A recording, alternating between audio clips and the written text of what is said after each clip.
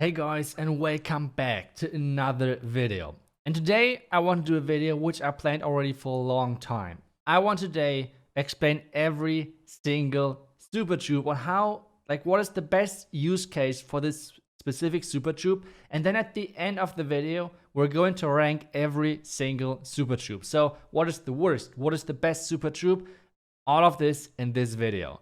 So we're going to get started with going through every single super troop, but before we're doing that, one quick reminder: since there's the new gold pass out there, there are still offers in the shop. If you're thinking about buying any of those, make sure to use your favorite content creator code out there to support your favorite content creator. If you want to support me and this channel and both of my channel, then make sure to use code ITSU. Thank you so much, and let's get started with the first super troop, which is the Super Barbarian. And to be honest, I think that's a kind of quick one, and I will spoil already my ranking, but this is seat number 9. It's super bad, and there are nearly no use cases for this super troop. There are a couple of fun armies out there, but to be honest, they're not really worth to be mentioned. So yeah, next troop is going to be the Super Archer, and it's already a little bit different over here. So we have some use cases with the Super Archer, mainly the abusing of the range of it, because that's pretty, they can shoot pretty far. And one of the use cases is sniping buildings from the outside, kind of similar to the boulder bounces from earlier, which you can do kind of nicely, but you need storages on the outside for that. And then the second use case is kind of spamming them in with golems, any tanks in front of them. But once again, not only we have other troops which can do that as well, or even better. So for example, you can do the same thing with witches. So I'm not really sure, but that's still the two best use cases for the Super Archers. But I think we should already go to the next one, right? That's not that interesting to watch. So let's get to the Super Giants. And the Super Giants, they're a pretty simple troop. And the super power actually is one of the weakest things about them. But overall, they're pretty underrated. So they're super tanky, they're dealing quite decent damage, and their power punch against walls is, like I said, a nice thing. But the main thing why this troop is actually pretty nice to use is because of the tankiness and how the troop space and how a Springtrap works. So overall, as a tanking troop in front of witches, that's their best thing. So you can add that with a Warden Walk, but there's one army out there which is killing it insane, which is the 10 super giants and then just mass witches behind. It's crazy. A lot of people are using ice golems, so you could use super wall breakers, but I think especially in the future where you can add overall 2 super troops into your army, I think the super giants are going to be crazy. Now let's get to the next troop, which is the Sneaky Goblin. And you guys will see me kind of often call me the Super Goblin in this video, because why is every single super troop having this super thingy in front of their name? Only Sneaky Goblins and Inferno Dragons do not have that. It's so confusing. I think they just did that so YouTubers and other streamers, whatever, will just be annoyed.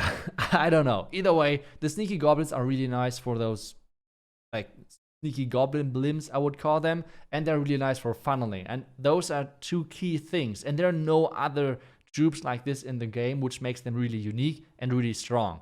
But let's get to the next super troop, which is, I won't even say any use cases, because it's quite obvious what you're using wall breakers for, right? I mean, there are not that many use cases, but the unique thing about them is just the things on how you can use them against walls, and that's just insanely strong. But like I said, there are no specific use cases for wall breakers except busting walls. But now let's get into the next one, which is the Inferno Dragon. Like I said, the second super troop, which is kind of strange with the super thing in front, but one of the best use cases for them is in the defensive clan castle. The other use case, which I saw already sometimes in Legend, is a combination of just mass Inferno Dragons and a couple of loons. It's working, I think, pretty decent. But that's the two main use cases for this troop. It's not that strategic troop overall. Like I said, defensive clan castle or the spammy version with the loons. Those are the two main things. Now let's get one of the newer editions of the super troops, which is the Super Minion. And the Super Minion is a really interesting troop, especially, once again, on defense. It's really strong, similar to the Inferno Dragon. And in offense, it's really nice as well, especially for the air hybrid or whatever you call this strategy. I know it's like flybrid or whatever. I call it air hybrid. That's what I call it from the beginning. And it's really nice because you have those tanky troops with the dragons in front, then the super minions behind. It's pretty nice to use, and those are, I think, are the two main use cases for them. Defense or this air hybrid. You can use that with lightnings or with bats, whatever. I did a couple of videos about that. But let's get to the next super troop, which is the Super Valkyrie. And that's an interesting one, because when she came out, it was like everyone was screaming like, oh my god, that's so OP, please nerf, whatever. And when she actually made it to the live game, it was like no one was using her. And the problem with the Super Valkyrie is kinda, you cannot control when the rage is dropping, but I still think the best use case is in combination with bats, because you do not need that many rages since they're dropping the rages already. And I think they're getting used best in kind of like a spammy way. Maybe one or two Yetis in as well, but mainly Super Valkyries as the main force. And then, like I said, maybe some bats. The next one and the last super troop on our list at the same time is the Super Witch. And she's just making those kind of nice witches in one of those big monsters, because she is super tanky and she's gameplay kind of like as the Super Witch Smash. I mean, all of you guys know probably the army, and especially it's got really, really strong after the addition of the 20 troop space. So 5 Super Witches is just insane. They're spawning so many giant skeletons and they're just so tanky. The next good thing about them is they're just not dying against spring traps, which is awesome. And yeah, that's the last super troop. So I think since we went through every single super troop and I showed you guys on the best use case for them, we should jump into the ranking, right? Like, we should talk about what is the best use case for every single super troop. So for this, let's jump into the overview. Let's try to somehow make it that you can see all of the super troops. I know there's the Super Witch still left, but I mean, it's 9 super troops, so it's really hard for me to show all of them to you guys, but it should be alright, because we are going to go through this list one by one, and we're starting at the worst, which is seed 9, and then we're going even further to rank 1. And what is the thing, and how do I rank this? And now it's coming to you as well, because I want to hear your guys' ranking as well. But I will rank them kind of from my point of view as a Legend League player and as a Clan War player. And this means, how useful are those troops in my daily routine, basically, or my armies, which I think are viable, etc. This is how I rank them, based on those stats, kind of. And I think it's kind of interesting to hear what other type of players think. For example, people who are like mainly farming, things like that. Let me guys know your top 9. That would be really interesting to hear. But I think I will just get started with my top 9. I noted that down. So let's get started with the Super Barbarians. I mean, I already teased that, right? I mean, I already told you guys this is for me top the number 9 seed, because I just think they're so bad. It's like I said, there are some meme armies or like some fun armies out there where you can use them. But to be honest, Super Barbarians are pretty bad. I mean, that's all what you could say. They're just not good. And I don't see a world where I would actually spend Dark Elixir on them, even if I wouldn't be max. Whatever. Next troop is the Super Archer. And that's kind of the next point, our Super Barge army. But Super Archer is just like, I already mentioned in the use cases, but there are nearly always other troops which are doing the job better. So, for example, in the bouncing thing, so where you can snipe certain buildings, it's that uncommon that you could actually do that. So it's not really worth it that you actually use your one spot. Like, you have only one super troop. Like, if you could use all troops at the same time, it would be maybe different. But this list is as well depending on that you can only use one super troop at a time. And that's pretty important. Why would I use a Super Archer when I could use like a Bowler, which is doing basically the same, and then another super troop? So it's not happening. Let's get to number 7, which is the Inferno Dragon. And the Inferno Dragon is just overall pretty nice troop. But I think it's really, you can really nicely compare it to the Super Minion. And I think if you compare those two, in nearly every single use case, the Super Minion is better. So that's just demotes the Inferno Dragon really low into my list, in my opinion. Like, this is why I have it on the ranked 7, and that's already kind of it. Rank 6 is the Super Valkyrie. Like I said, everyone was hyped when she was getting added, but now, like, it's really hard to use them. It's really, really hard to use them. And the problem kind of is, like I said, you cannot control when the rages are dropping, when the Valkyries are dying. So it's really hard to use them.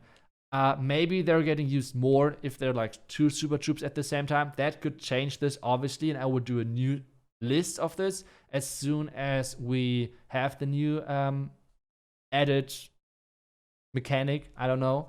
But as long as it is how it is, for me, Super Valkyries are on this rank 6. And now we're getting to a kind of interesting spot, which is I was not able to decide who I put rank 5 and 4. So I have like a rank 4.5. That's all what I'm saying. And for me, it's the Super Giants and the Super Minions. And if you guys are surprised, it's what the hell? You never did armies with Super Giants. Like, why did you put them quite high? The answer is quite simple, because they're so freaking strong in this 10 Super Giant Mass Witch army. It's insane. And I think this army is going to be even more, I don't want to call it broken, but crazy after the update where you can use 2 super troops at the time. Because right now was kind of the decision, do I use Super Giants or Super Warbreakers in combination with the witches? And right now, most of the time, the Super Warbreakers were kind of nice to go. So that's kind of why. But I think Super Giants are just crazy strong. And I mean, Super Minions, I do not have to say a lot about them, right? They're so strong on defense. They're pretty nice on offense either as well. Way better than Inferno Dragons in my opinion. So that's why I have those 2 troops at 4 and 5 at the same time. Yeah. And now we're getting to the top 3. Top 3 for me is Sneaky Goblin. And like I said, Sneaky Goblin, I have so many problems. I always call them super goblins, but it's actually the Sneaky Goblins, and those are in the number 3 spot in my opinion, because they're so nice to use. Like on offense with the blimp, like on offense for the funneling. There's so many things on how you can use them, even for farming if you want to. There's so many different things on how to use them. It's just really, really nice.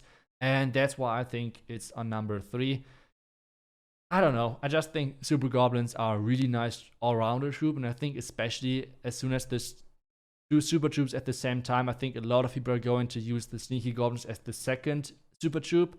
Because they're just, like I said, nice for funneling. You can always donate them to your teammates. So overall, just a really great thing.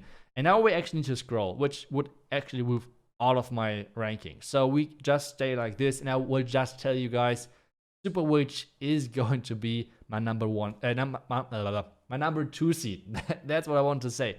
It's my number 2 seed, because after the addition of the 20 troop space, we had the possibility of bringing 5 Super Witches, which already is so strong.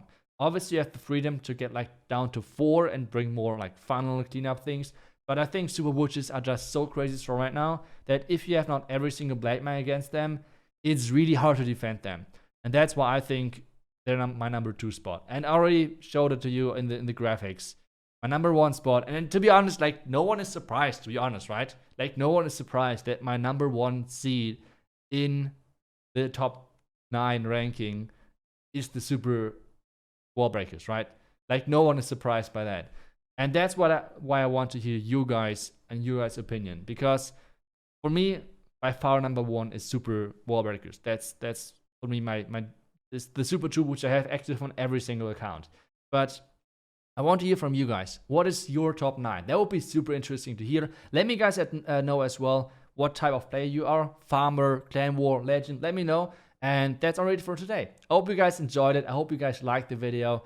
And see you guys tomorrow. Until then, see ya and bye-bye.